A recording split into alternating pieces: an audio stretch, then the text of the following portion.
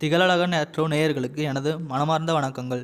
Video பதிவிற்கு முழுமையாக செல்வதற்கு முன்னால் கீழே இருக்கும் சிவப்பு கலர் சப்ஸ்கிரைப் பட்டனை அழுத்தி மறக்காமல் நமது திகழழகன் ஆஸ்ட்ரோ சேனலை சப்ஸ்கிரைப் செய்து கொள்ளுங்கள். அன்பு நேயர்களுக்கு இனிய வணக்கம். நம்ம இன்னைக்கு வீடியோ பதிவுக்கு முழுமையாக போகிறதுக்கு முன்னாடி அந்த ஆறுமுகன் முருகப்பெருமானை மனதார வேண்டிட்டு போகலாமா? ஓம் முருகா போற்றி, ஓம் முருகா போற்றி, ஓம் முருகா போற்றி, எனை காக்கும் முருகனை போற்றி. மனதார வேண்டிக்கோங்க. உங்களுக்கு இனி நல்லதே நடக்கும், நல்லது மட்டும்தான் நடக்கும். மேச ராசி அன்பர்களே, உங்கள் நேர்மைக்கு அங்கீகாரம் கிடைக்கப் போகும் நேரம் இது தெரியுமா?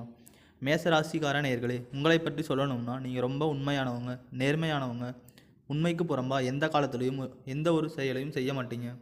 உங்கள் மனசாட்சிக்கு விரோதமான காரியங்களை ஒருபோதும் நீங்கள் செய்யவே மாட்டீங்க. ஆனால் உங்ககிட்ட ஒரு ஸ்பெஷல் டேலண்ட் இருக்குது. அது என்ன தெரியுமா? ரொம்ப இனிமையான வார்த்தைகளை பேசி இரும்பு கதவை கூட திறக்கக்கூடிய திறமை உங்ககிட்ட இருக்குது. நட்புக்கு ரொம்ப முக்கியத்துவம் கொடுப்பீங்க. நண்பனுக்காக உயிரை கொடுக்கக்கூட தயங்காதவங்க நீங்கள். இன்றைக்கி நம்ம எதை பற்றி பார்க்க போகிறோம்னு தெரியுமா? உங்கள் ராசிக்கு நடக்க போகிற சுக்கிரனின் கிரக பயிற்சி பற்றி தான். குறிப்பாக சுக்கிரன் உச்சம் பெறதுனால உங்களுக்கு என்னென்ன நன்மைகள் கிடைக்க போகுது? வேலை கிடைக்குமா? வெளிநாடு போக முடியுமா? கல்யாணம் நடக்குமா? குழந்தை பாக்கியம் எப்போ? பொருளாதார நிலை உயருமா? இப்படி எல்லா கேள்விகளுக்கும் இந்த வீடியோவில் விடை இருக்குது. இந்த சுக்கிர பயிற்சி உங்கள் வாழ்க்கையில் பல அதிரடி மாற்றங்களை ஏற்படுத்த போகுதுங்க. அதில் துளி கூட சந்தேகம் இல்லை. சுக்கிரன் உச்சம் வெற்றிய கனியை சுவைக்க தயாரா? மேசராசி நேயர்களே, உங்கள் பொதுவான குணமே தைரியம், தன்னம்பிக்கை தான். இப்போது சுக்கிரன் உச்சத்தில் இருக்கிறதுனால இது உங்களுக்கு பெரிய வெற்றி தரும் காலமாக அமையப்போகுது.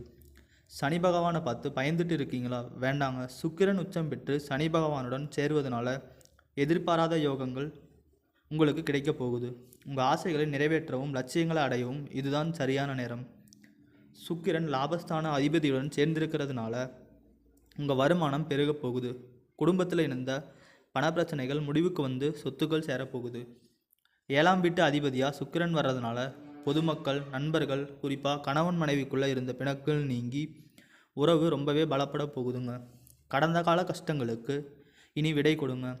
சனி பகவான் சாதகமாக இல்லாததுனால இதுவரைக்கும் நீங்கள் நிறைய பொருளாதார நெருக்கடிகளை சந்திச்சிருக்கலாம். கால்வலி, வேலையில்லா திண்டாட்டம், கூட பிறந்தவங்க கூட சண்டை, தேவையில்லாத கோர்ட் கேஸ்னு நீங்கள் ரொம்ப மன உளைச்சலில் இருந்திருக்கலாம். ஆனால் இப்போது நிலைமை மாறப்போகுது.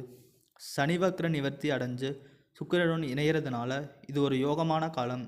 உங்கள் வாழ்க்கையே அருமையாக மாறப்போகுது. மகாலட்சுமி யோகம். நீங்கள் எதை நினச்சாலும், நீங்கள் எதை கேட்டாலும் உங்களுக்கு கிடைக்க போகுது. சொகுசு வாழ்க்கை. சுக்கிர திசை வர்றதுனால கார், பங்களான ஆடம்பர வசதிகள் பெருகும். வெளிநாடு யோகம். வெளிநாட்டுக்கு வேலைக்கு போகணும்னு நினச்சவங்களுக்கு இப்போது வாய்ப்பு கதவை தட்டும். துறை வாரியான வெற்றி. மருத்துவம், கலைத்துறை, அரசியல் இருக்கிறவங்களுக்கு இது ஒரு கோல்டன் பீரியட். நட்சத்திர வாரியான விரிவான பலன்கள். மேசராசியில் இருக்கிற 3 நட்சத்திரக்காரங்களுக்கும் தனித்தனியாக என்ன பலன்னு விரிவாக பார்க்கும். அஸ்வினி நட்சத்திரம். அஸ்வினி நேயர்களை எதற்கும் பயப்படாமல் நீங்கள் இருக்க தயாரா?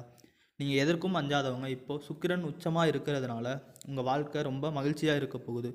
புதுசாக வீடு கட்ட, இடம் வாங்கணும்னு நினச்சாலோ இல்லை பணம் சேமிக்கணும்னு நினச்சாலோ இதுதான் பெஸ்ட் டைம்.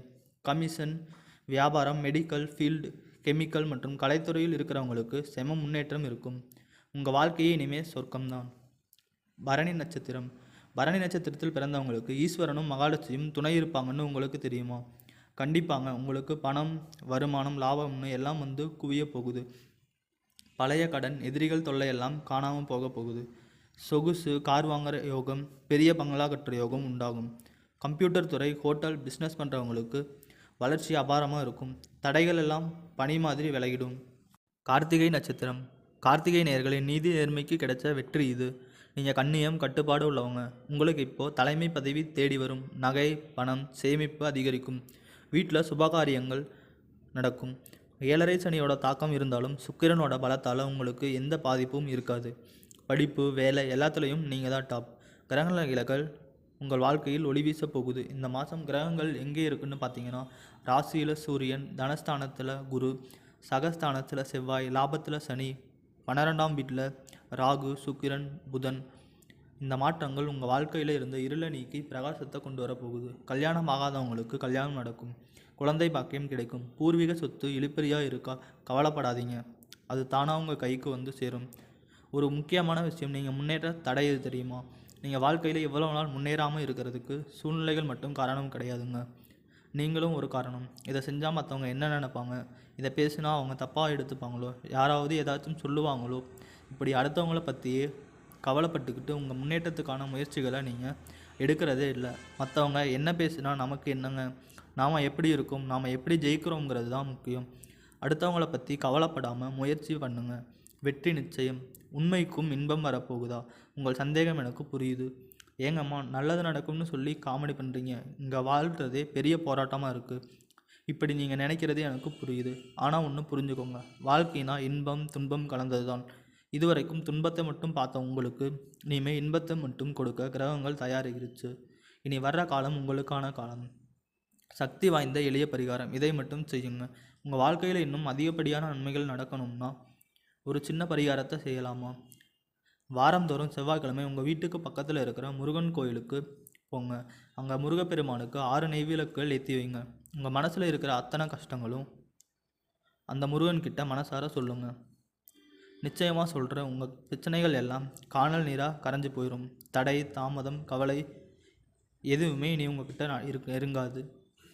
மேசராசினருக்கு தொழில் மற்றும் பணவரவில் சிறப்பான முன்னேற்றத்தையும் வீடு நிலம் வாங்கும் யோகத்தையும் தரும். அதே சமயம் 12இல் சனி பகவான் சஞ்சரிப்பதால் தேவையற்ற செலவுகள், ஆரோக்கியத்தில் கவனம் தேவைப்படும். குடும்பத்தில் பொறுப்புகள் அதிகரிக்கும். ஆண்டின் முற்பகுதியில் தடைகள் நீங்கி வெற்றி கிடைக்கும். வியாபாரத்தில் அதீத முன்னேற்றம் ஏற்படும். பணியிடத்தில் இழந்த பதவிகள் மீண்டும் கிடைக்கலாம். வேலை காரணமாக வெளியூர் அல்லது வெளிநாடு செல்லும் வாய்ப்புகள் அமையும். வருமானம் அதிகரிக்கும். ஆபரண சேர்க்கை உண்டாகும். எனினும் விரய சனியால் மருத்துவ செலவுகள் அல்லது சுப விரயங்கள் ஏற்படும். திருமண முயற்சி நல்ல பலன் தரும். குறிப்பாக சுபகாரியங்கள் நடக்கும். குடும்பத்தில் மகிழ்ச்சி நிலவும். பிள்ளைகளால் பெருமை வந்து சேரும்.